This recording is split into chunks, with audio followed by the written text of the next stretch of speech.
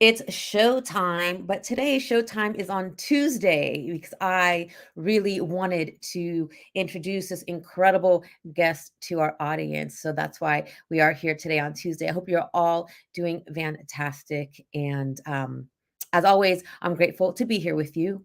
Just want to remind you that keep an eye out. I have my own book coming out very soon. It will be launching November 11th. So I will keep you updated on all of that exciting and fun stuff because I definitely would love to celebrate that with all of you incredible people. And for those of you that are joining us, as always, thank you so much for being here with us. I really appreciate you. And let us know you're here. If you don't let us know you're here in the chat, we don't know. And as always, you know that I enjoy this to be an interactive podcast. So if you have questions for our guest, make sure you put the comments in there, and we will definitely get to those questions. Without further ado, can't wait to chat with my next guest. I'm Grace Redmond, and thank you so much for joining me on another episode of Real Talk, where I get to have real life, raw conversations with incredible people from my circles and communities who have overcome challenges and created fabulous. Today, my fabulous guest is Melisa Keenan. Melisa is a keynote speaker, international and USA Today bestselling author. Melisa is the go-to intuitive intimacy expert for the top 1%. She helps high-achieving business owners have more confidence, connection, and ease and trust in their personal relationships through mastery of intimacy and masculine and feminine energy. More than just a 4-year coach or a certified master of the Gibson Banning method, Melisa is a true expert on healing broken and strained relationships, starting with her own. Having overcome separation from her husband and the hurt of betrayal, and ultimately rebuilding and repairing her marriage, Melisa now has supported women, men, and couples to feel seen, heard, cherished, appreciated, and fully expressed in their relationships while expanding their business. When she's not in the middle of everyone's private lives, you'll find her dancing, singing, working, and praying at her hobby ranch in northern Nevada, where she lives with her husband CJ and their 4 children. Please help me welcome Melisa Keenan to the show today. Hi. Welcome. I'm so excited to have this conversation with you, sister. Me too. Thank you so much. My pleasure. So many layers to, the subjects and what you teach and what you bring to the table. So Before I Grace brought me on, she said her intention was that we would laugh our butts off. And I'll bet you that that's part of her intention for everything. But literally while you were reading that bios to me are so stuffy. And, it's like, wah, wah, wah. But people need to know what you've accomplished. And I was literally sitting here thinking, what is the funniest way I could come on? I was like, I could pretend I'm picking my nose. I could pretend I'm like not paying attention. I was like thinking of all these funny things I could do. No, just your personality and yourself is fun. Just what you teach is fun. I mean, intimacy is fun. It moves us into such a higher vibration and the flow. It's delicious. It's delicious. I love that you say that. So often people associate intimacy with kind of like a heavierness, like closeness and connection often comes with like vulnerability, which means sharing stuff that is hard to share, but intimacy is so fun. So I love that you said that, Grace. And it is scary too, depending on how you look at it. When we talk about intimacy and deep connection, girl, people run. They run for the I'm not going to swear, but they run for the woods. They run for the woods. So true. And just myself recently, I would say in the last year, 18 months, and I want to have you to touch on this. I've started to hear the masculine and feminine energy. And I didn't realize that for the majority of my life, I was living in my masculine energy, and now making an effort over the last year to move into my feminine. And it's amazing. So can you speak to us about that yin and the yang? Yeah, that's been a huge part of my own journey too. And I mean, why I am an intimacy expert has a lot to do with the fact that I felt really disconnected and didn't feel like I had any intimacy in my life. And a huge reason was because, when you have a lot of hard things happen in your life, you enter into survival, and survival plays in a masculine field. It's like, how much can I control? What's measurable? And how can I keep myself protected and safe. And so, I mean, I operated that way, and I came into my marriage and into motherhood just like that, like with my, teeth dug in and my nails dug in, and like I'm clawing the hill trying to get to the top of who knows what, like, Right. I right? feel you. I feel you. It was like I felt like most of my life I've been in survival mode, not even realizing it. It's just we're conditioned that way. Yeah. And I didn't realize that as a woman, unconsciously, I had felt like I had to step into the masculine to achieve, Yeah. to succeed. Yep. And And it's that it's that pressure to do, and produce is so, so high in our society. So when I actually, the way that I was introduced to the feminine was, I was on a call with an energy healer, and all of that felt very weird to me because I wasn't raised with any of that stuff. Even being on the call was like, whoo. But then during the call, she was like, I can see this angel. And her name was Valley Spirit, which I found out later she's like a saint or kind of a deity sort of guide of some sort. I probably won't do it justice because I'm not Taoist, but in the Tao faith. And she said she's pacing back and forth and she's wringing her hands because she's so worried about you, Mm. because you are so out of balance in your masculine energy. That was the first I had ever heard of it. And I was like, what? Right? I What? was like, okay, like when I've heard those things, I'm like, yeah, okay, whatever. Right. Like, what? And then she's like, here's this book. You should read this book. And the first book I ever read about it, I got it and I was like 20 pages in, and I was like seething with each page. Like, the deeper I got into this book about, and it was feminine and marriage, and really I don't super support this book, but it did help launch me on my journey. But this book in particular kind of has woven in some of the cultural aspects of feminine too. So it was a little bit housewifey, that kind of vibe. Like, Anyway, I'm like 20 pages in, and I remember sitting in my apartment and I chucked the book across the room. Like, I'm not reading this thing. I hate it. and what do you mean by like feminine as far as the house? What do you mean? Like what was the Yeah. term? So there's a difference between cultural feminine and feminine or yin energy. And we get them all convoluted all the time. Like, I can't tell you how often women will come to me, and I'll get women who will say, I love how you paint your nails, or like they want me to like teach them like girliness. And that's not at all what I do. Like, go to your salon. I don't know. I have a lot of that because I love that. Like, that's part of just me being in my play and my inner child and stuff. But that's not what true feminine energy is. True feminine energy is different, and it behooves us to ask ourselves, like, what is culturally seen as feminine, and what is feminine energy? So yeah, different cultures have different like takes on what this means, but some pieces in this particular book that I see in kind of ingrained still in our society is like, the woman needs to cook all the meals. Oh, The woman needs to have the meals ready on time. The woman needs to be in charge of the house. The woman is the one that's primarily in charge of the nurture of the children. Like, some of those things that actually are part of our cultural feminine. And we get to decide now, right? Like, I'm a woman. Do I want these things or not? I'm getting uncomfortable because, and I write about this in my epilogue, well, that was me. Mm, That was me. That was like, go to work, be perfect, get the food on, like I'm getting emotional. Make sure the food's on the table, make sure the house is clean. Um, and wow, like what self-sabotage. But I didn't realize it was self-sabotage. mm. I was being the good woman.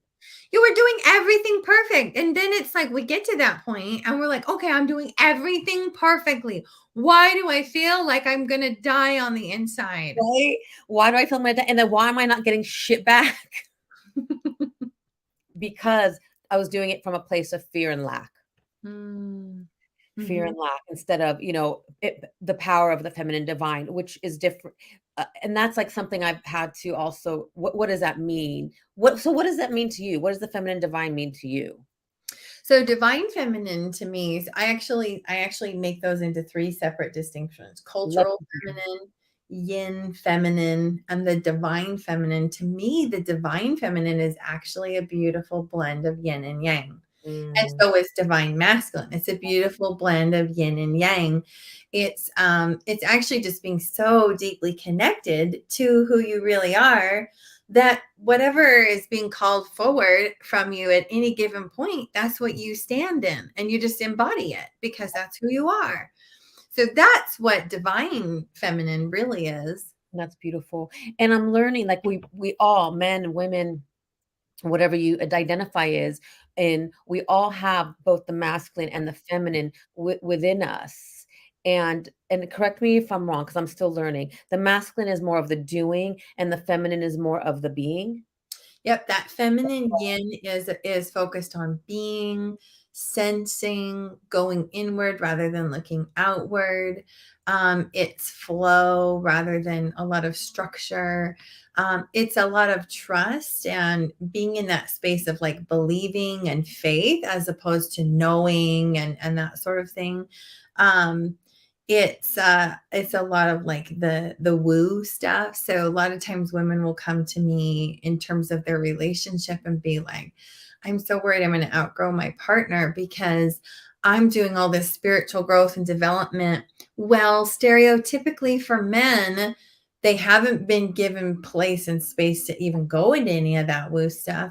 But also, it's not actually true to their immediate nature. If men maybe carry more masculine energy, if that's something that you subscribe to, that's what I subscribe to.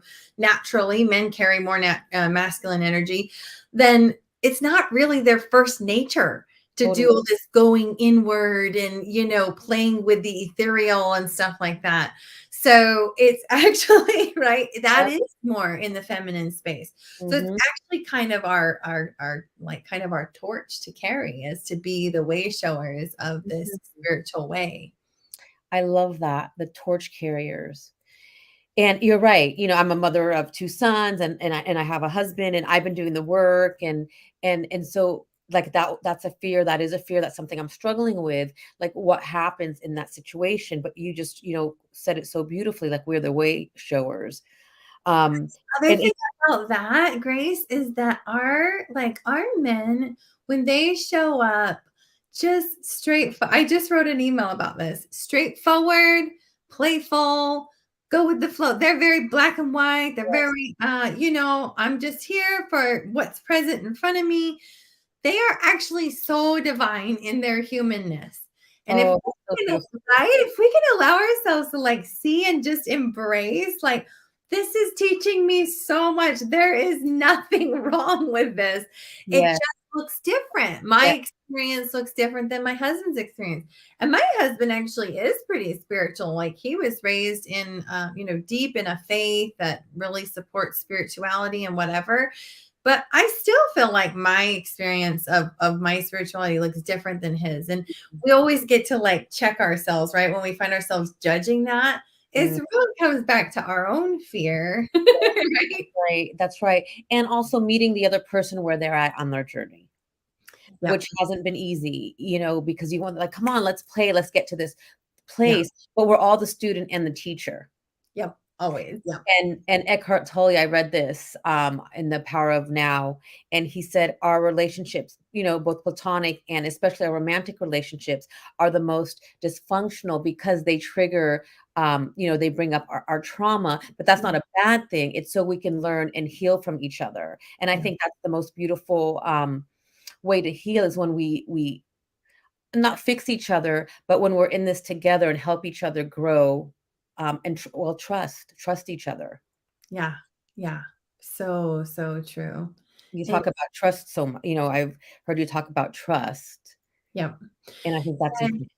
trust is such a huge piece when you talk about being in that feminine space. And I actually just wanted to quickly say, hi, Helen. Thanks for saying Yes, hi and Helen stuff in the amazing. comments. You can see it. Oh, wonderful. Yes, yes, honoring each other's differences is so important. Yeah. Helen's joining us from Ireland. Oh, that's awesome. Yes. So that trust space is so how do we trust someone who's clearly imperfect? We're all That imperfect. that's the thing that I see so many women wrestle with. Women wrestle with this more than men because we're conditioned to believe that, like, our husband's always supposed to be the rock. Our partner is always supposed to be consistent and stable and provide that sense of safety and protection for us. But it's actually up to us to redefine what some of that looks like and means. And to me, if I have a trust that starts from the inside out, it's like actually a trust with the universe. It's a trust with God or my higher power. It's a trust deep within myself. Then it's so much easier for me to see my husband just as he is, with his strength and weaknesses and everything, and still trust. Because I have a trust in the big plan. I know my husband can't screw up the big plan for me in my life. Yes. And that's what I love is that's what I wanted to get to, the deeper meaning of trust. It's trust in yourself. And when I trust in myself and trust in the universe, trust in God, then regardless of what's going to unfold, I know no matter what, it's all well. It's all going to be okay. All is well. Yeah. And that's not easy to do, to trust in, the higher power. But I truly believe that. You said Helen's joining from Ireland. We just finished watching this super adorable show that's based from Ireland that really illustrates exactly what we're talking about. Have you ever seen it's an animated show called Song of the Sea? No, but I will definitely check it out. You have to. It's so good. Because the little brother, through the whole thing, is toting around his little sister, and she's mute. But she's mute because she's actually a selkie, which means she can turn into a seal. And there's this whole adventure they go on and whatever. But like the brother is so in this masculine energy space, right? He is the one that's capable, that can say stuff, and he's also older, and he's always telling her, I'm in charge and stuff. And she actually is like communing with these little like spiritual things all the time, and like will like throw wrenches in his plans all the time, but her way is always like more divine, or like leads them to the next step and stuff. And I just think that is the women in our marriages are that masculine, and the men are really kind of that feminine, like, no, I think I'm going to go check this out. And we're the ones that are like, no, no, no, it has to be done this way, right? Until we wake up and realize and embrace some of that feminine, then we start to see like, oh my gosh. I had a friend just share with me the other day, her husband is like Joe Farmer. He's out on, working his trees and his orchard and his mud puddle that he turned into a pond, like every day. This is like Joe Farmer guy, right? And he could see she was having a tough time, and he grabbed her by the shoulders and he said, go to town, go get your favorite drink, and just go to town and take some time today. And she's like, okay. And she goes to town, and literally someone at the next table over from her sits down next to her, and she makes a client. It's a dream client, right? And her husband's not like this enlightened. He didn't sit and meditate under a tree for 5 hours to get that answer. He's just Joe Farmer, right? And he's like, hey, you need to go do some self-care. And it was so divine. Yes. And I love that flow because it's so necessary. And something, you said, I'm going to ask the question. You're right. Like being the mom to 2 boys and having my husband, it's like I'm that nurturer. But you're right. So often I'm in the masculine where I'm like, okay, we need to do this and get this done, not realizing like they're in the flow. Like my son's like, relax. Why are you so stressed? And he's right. But I want to go to there's 2 questions I want to touch on.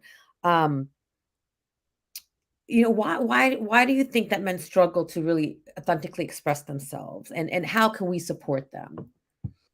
Yeah, it's so much in society. I've been delving deep into this year. So much in society has our men feeling like the last thing I could ever do is be myself, right?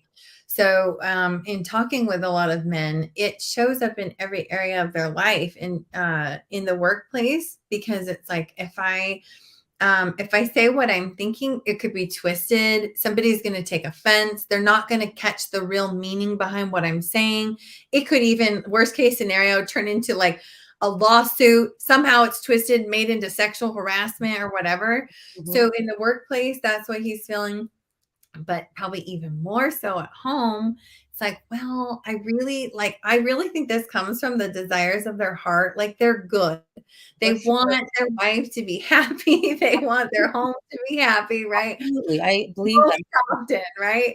But so they will just hold back what they're thinking, what they're feeling, because they've learned from experience that if they say something and it's taken the wrong way, that's not good. And so a lot of times men will say what they don't mean, or they will make promises that they actually don't intend to keep, just to try to make like keep the peace.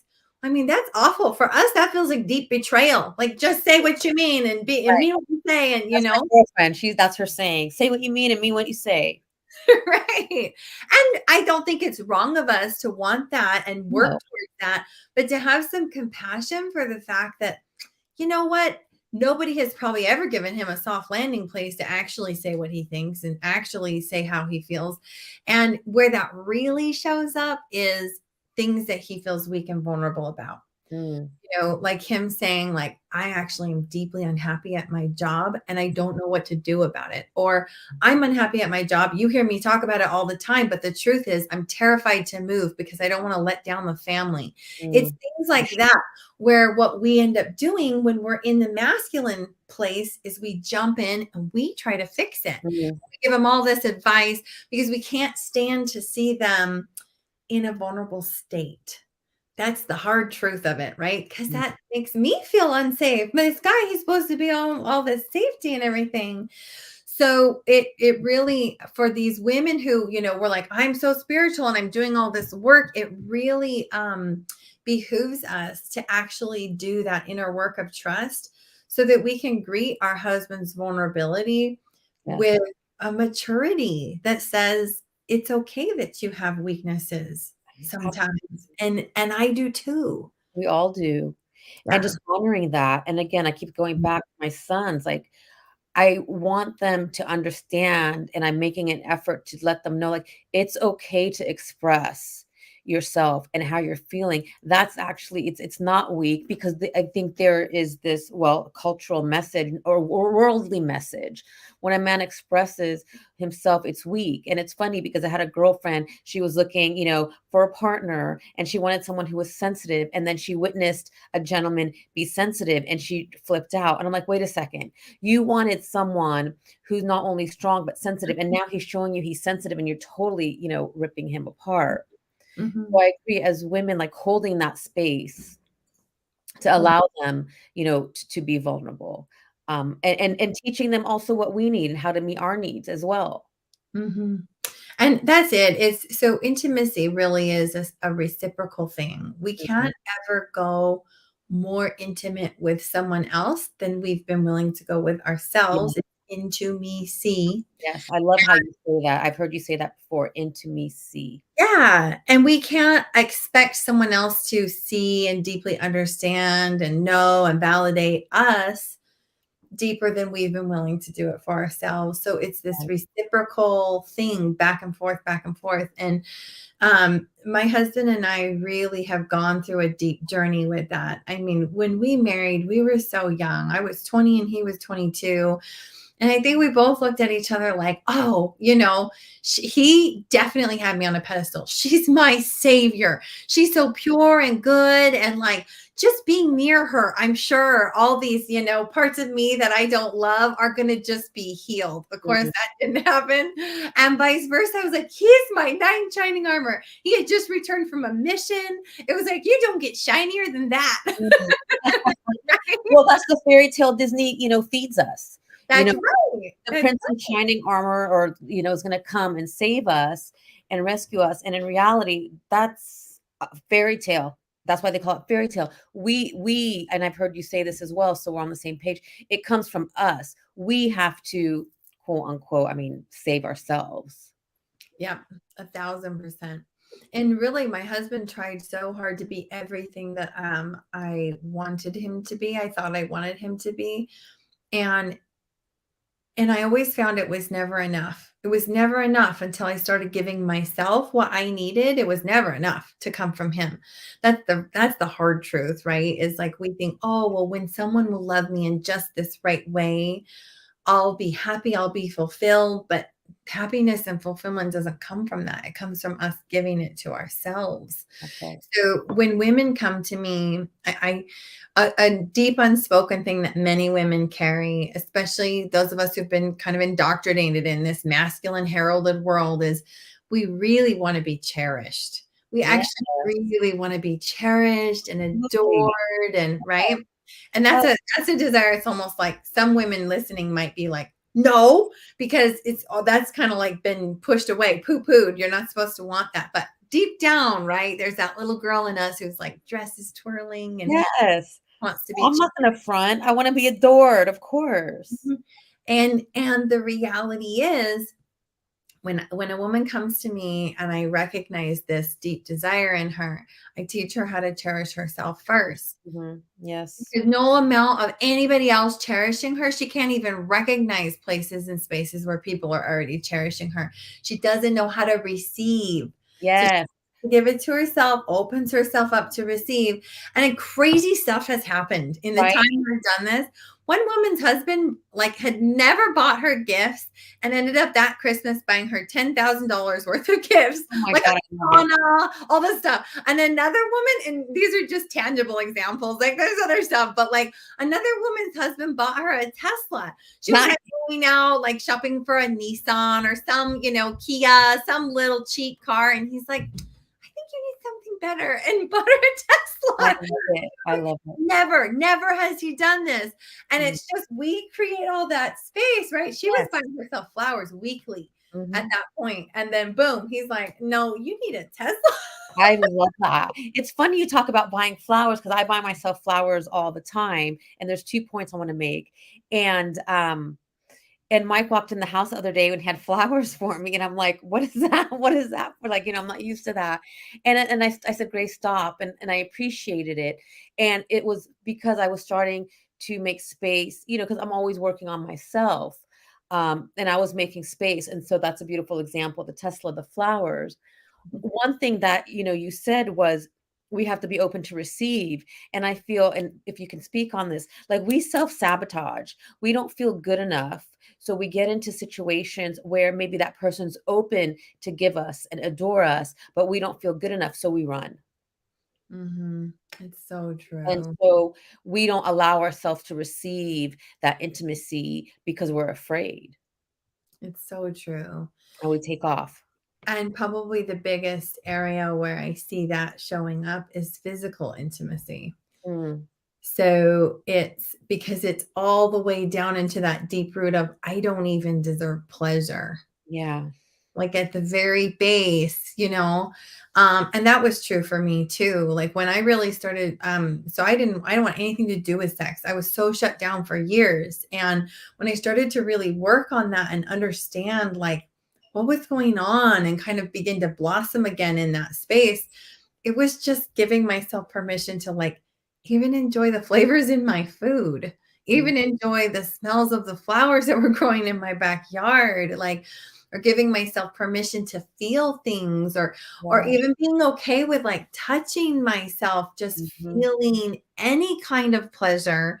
I had So to like, it was a deep thing. I had to like say it's okay for me to have pleasure. As a matter of fact, there's a beautiful song by Maria Stark, and it's called "It's Okay to Feel Good," and mm, that's all she sings through the whole song. "It's okay to feel good," over and over and over.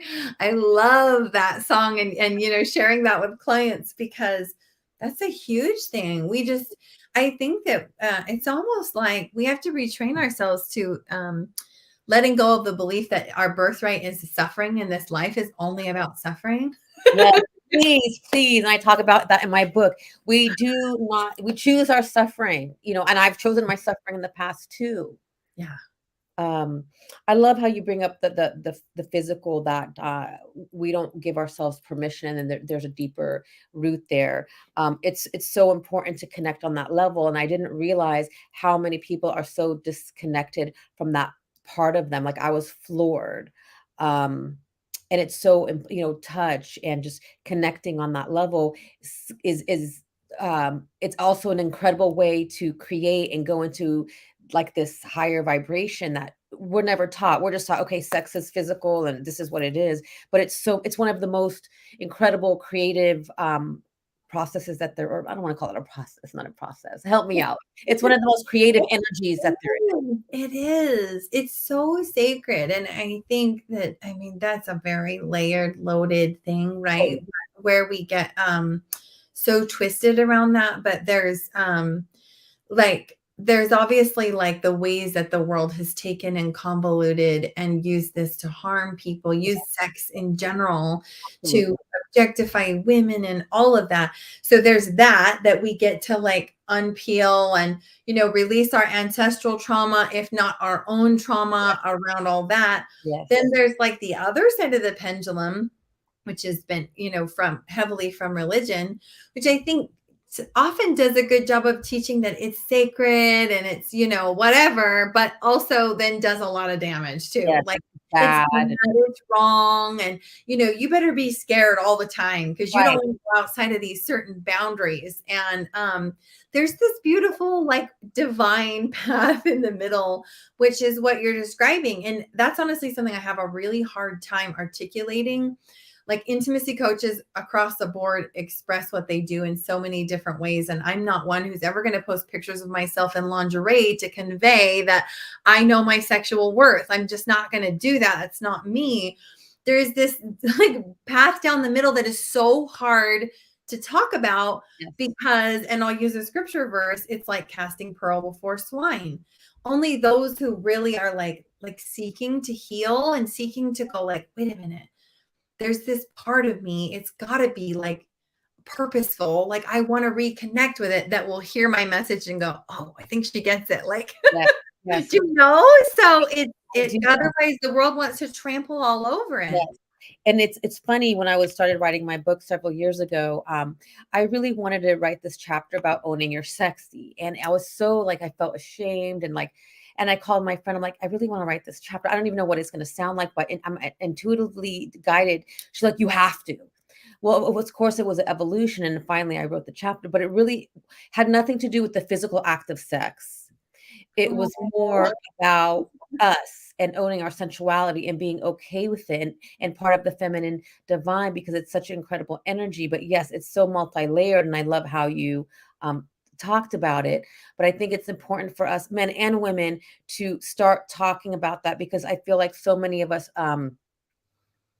struggle when we don't need to, because this is a very it's a very beautiful thing to embrace. And I'm glad that we're even just touching on the topic and putting it out there. So I'll leave it at that. Well, you know what? Let me say one more thing, because I know we both have a lot of business owner followers, right?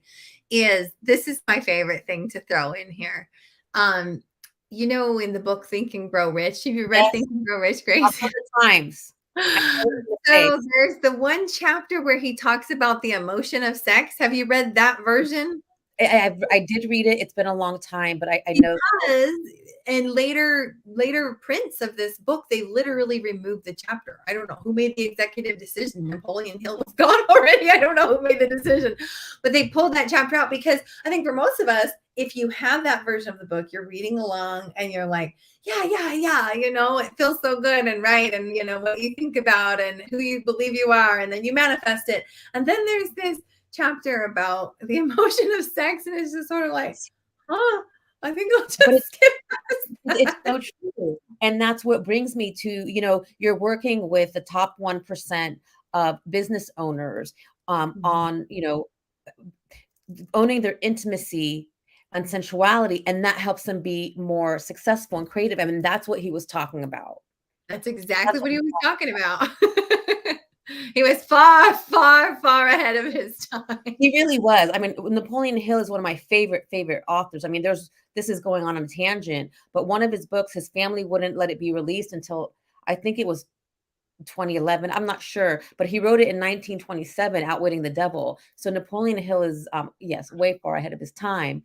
But, this kind of leads us to, like you say, you work with these incredible women, the top 1%, on intimacy. And again, it's not having to do with the physical act, but once they step into that, they create even more abundance and increase their prosperity. So there's something there. Well, and it makes sense, right? Like if you just bring it down to a super logical place, if you're feeling super turned on in your relationship and at home, it makes sense that you're going to show up at work and feel super Right, turned on and right. be a big creator. And Yes. there's lots of energetic, sciencey stuff that we No, could get into around that. But like on a really basic level, doesn't that make sense? Like if you were totally. feeling open and alive at home, of course you're going to feel more open and alive and inspired at work. Yes, yes, and what a great and also it's not like I know a lot of single women. You don't have to be in a commit or in a relationship to feel that flow. Yeah. So if so with the women that maybe not be in a relationship and you're working with them, how do you help them to kind of create that prosperity? Because a lot of times when you think intimacy, you're thinking two people together. Yep. And I have had many clients who are single or even who are going through divorce. And nobody ever resonates with me if they don't actually still believe in relationships and partnerships. But people who believe that like those are still a good thing and they want to call that in and they want, if they're going through divorce, they want to like call in something better than their last experience, that sort of thing. It really is the same. It's about being connected to your pleasure and Mhm. being connected to your play and your Yeah. creativity, landing in your feminine energy or making more space for that in your life. It's all the same. And I've seen really cool things happen with women with that. One woman that I interviewed in my group, once we worked together, she was excited and willing to share that, she magnetized in this great partner. And then they were together for like 8 months and they both up leveled so much together. But when the 8 months were over, she felt like the relationship was complete. So, but even that, it was like, it wasn't a devastation to her anymore because she had created this space in Mm, herself. So now she's back in the dating world and she's back in the play and mm. following her pleasure and following her inspirations. And that's the whole thing. It's more about what I would love to see is the world where people understood that intimacy is actually a state of being. Yes. It's an openness, a closeness, a connection with everything around you. I love that. And you might know Allison Chavez. She was someone that I interviewed not too long ago, and she talked exactly about that. She'd flirt with life, play, Mm. we don't play enough, have fun. And I love how you express that intimacy is about playing and having fun and being open and connection. I think connection is so important for us as human beings. And I feel like we've lost that connection with ourselves. And if we don't have that connection with ourselves, it's going to be difficult to connect with people, outside of us. Yeah. So for those that are watching, what's one way that they can start connecting with themselves to kind of have more of an intimate relationship with themselves? Yeah, so I love to guide people, and this is beneficial whether you've done a lot of personal development or very little personal development, is to just feel your feelings. So I have a guide on my website that's free that you can go download that takes you through this process of like something that's upsetting to me and just getting in tune with from the neck down. What am I sensing? What am I feeling? And then what is that indicating about what I deeply value? That's where we connect to our intuition and allow that to draw forward. And then there's like a piece there where it's like, okay, now that I have this awareness, maybe I could vocalize that to someone else and share that with someone else and be seen or be held around this thing. So just at the most basic level, you'd be surprised how often I'm like, oh, you haven't felt your feelings yet. I get in with a client, and I've got clients paying me very high ticket. It doesn't matter how much personal development you've done. It's like just taking that time to pause and actually feel the feelings in your body and let that energy flow through so you can get to the other side, get to your intuition about what it is that you're needing in this situation. Then Yes, the final piece of that is actually being willing to share that with somebody else, like bringing someone else into your experience. that's so beautiful. And I did. I downloaded the guide and I was like, it was very reflective, and I was thinking about it. So for those of you watching the replay, definitely, and we'll give Melissa's website in a bit. Definitely go and download that guide.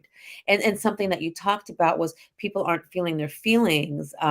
So is that what you call the shutdown response? I know we talked about that.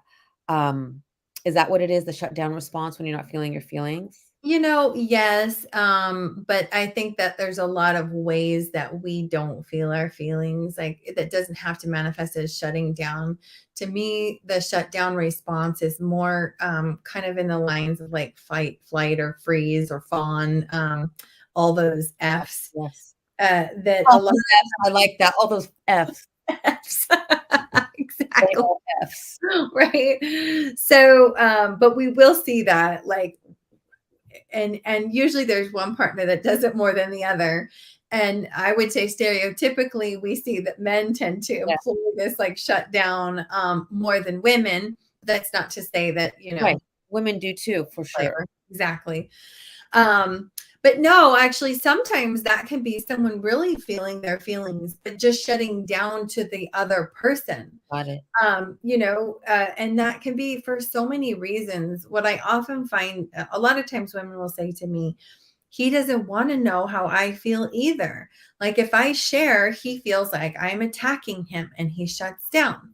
And typically, what that usually means is they haven't found their flow of communication that works for the two of them. There are more plethora ways of communication, and I help support people find what really works for them around that so that they can communicate what they're feeling. Typically, when people say, I said what I felt and they felt attacked, if they felt attacked, it's very likely you didn't use feelings. You probably actually used judgments and evaluations and opinions, and likely they were hurtful. So we just get to like break that down, kind of look at some of those things. There's a lot we can do around the shutdown response to help support people, whether they're the ones that shut down or their partner is the one that shuts down. And that's something that you definitely teach in your teachings and in your coaching, for sure. Yeah. One thing one thing I wanted to touch on. I know this is kind of pulling us away because there's so many things we can talk about. You talked about business tactics that pull us away from our intuition and gaslight us. Oh gosh, yeah. Yeah, we could do a whole session. And I know like I could be here with you forever, but I wanted to touch on that. I know I'm taking us on a tangent, but I think it's so important. It really is for business owners and I just wrote a post about this today. So if you go to my Facebook and read my profile, you'll read this whole post that I just wrote about this today because I think so much of the personal development space, and particularly the online business space, is full of toxicity. I think that maybe more of it is designed to harm us than is designed to help us.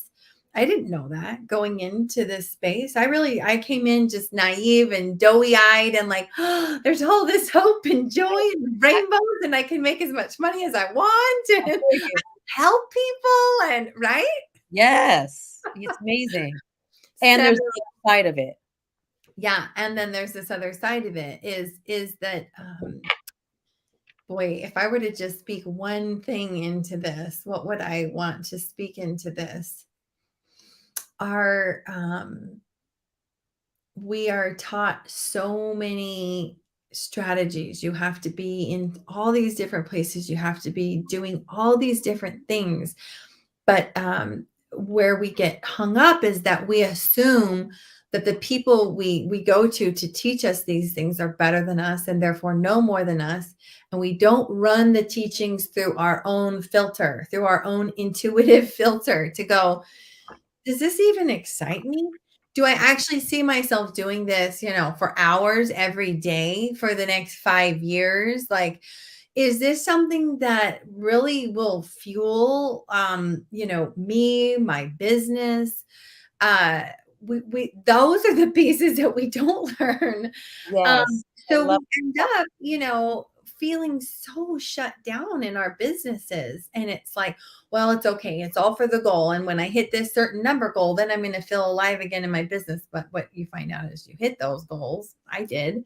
And then it was like, well, it didn't even matter. I didn't even celebrate when I crossed 6 figures because I was too focused on 7 figures. Mhm. I had to like dismantle the whole thing, like get my soul back. Right? It's the soul thing, and it's intuitive, and doing those things you like, and again, the play, the fun, the flow, and I've had to do that too, kind of step back, and that's Mm. why I loved how you brought that up, and then just do what works for me, Yeah, exactly. and it's energetic. Yep. And it breaks my heart because I do primarily work with business women. I hear women say over and over, like, yeah, you know what? Like they'll, share their whole marriage stuff with me, which is hard for people to bring up and say, and it's vulnerable. And when it really comes down to it, it's like, well, you know what? I just don't want it to distract me from my goals. And so often I'm like, who set these goals? Did you set these goals? Is this your heart's goals? Or is this like some coachy goals that told you this was supposed to be the goals? And, and maybe when everything works out, then you'll have time for your marriage. Then you'll have time. And what they're actually saying is, I don't have time for my heart, because their heart is the reason why they're on the call talking to me about their marriage, talking to me about their intimacy. It's not because they're trying to do something nice for their husband. Nobody ever hires an intimacy coach because they're trying to do something nice for their husband. They just don't. What do we hire you for? What's in it for me? Well, everything we do it goes back to, how is it gonna benefit me? Exactly. How's it Like, going to benefit right, me? when I'm nice to my husband because I want something to benefit me, like, I want his Exactly. attention, or I want something from, to benefit me. It's just human Um, nature. it's human nature. I totally get it. Yeah. So, but really, why does she want that? It's because it's going to benefit her. Make But you when feel good. she says, I don't have time, like this is going to be a distraction. I don't want to be distracted from my goals. I'm focusing on, my business and my scaling and whatever. She is saying, I have locked my heart out. It's so sad. That's the aha moment right there. Because you think that, I'm focusing on the business, but what underneath it is a self-sabotage, because I don't have time for myself to do this, and under that is fear. Yeah. Beautiful. Girl, I can be here with you for hours. We definitely have to bring you back, because there are so many different, places that we could take this, so many different layers. I think was amazing. I think we brought up some subjects that really don't get talked about, that are really important for us to talk about. And I'm so grateful for you for being here and doing this work. And I would definitely love to have you on again in the new year. And for those that are watching right now live, and for the replay, where can they find you? Yes. So come to Facebook. If you're on Facebook, that's the easiest way, is Melisa Keenan on Facebook. Find me there. And I have a free Facebook group, Women Manifesting Intimacy. You can just type that into your search. But if you're not on Facebook, or you want to go check out my website, www.melisakeenan.com, which is spelled MELISAKEENAN.com. And that's where you'll find my free guide and tons of other free resources, podcast interviews, speaking things, YouTube, all that stuff. Really great resources, and definitely check out Melisa. It's so many incredible points and podcasts. Your story itself is incredible. We didn't even touch on your story, but it's definitely on her website. It's amazing. Thank you Um, so much. Great. Again, thank you so much for being here, and thank you for those that are watching. I know that there are 100,000 or 1,000 different places you could be, and we appreciate you being here with us today. I'm really, really grateful for you, and I wish you an incredible rest of the week. And listen, if you have questions for myself, for Melisa, on the replay, feel free to put them in, and we'll definitely come back to answer them. Until then, I really wish you a lot of fun, play, and connection and flirtiness, because it feels fun. It puts you in the flow. Melisa, hang on with me. Great. Thanks, Grace. My pleasure. Love you guys.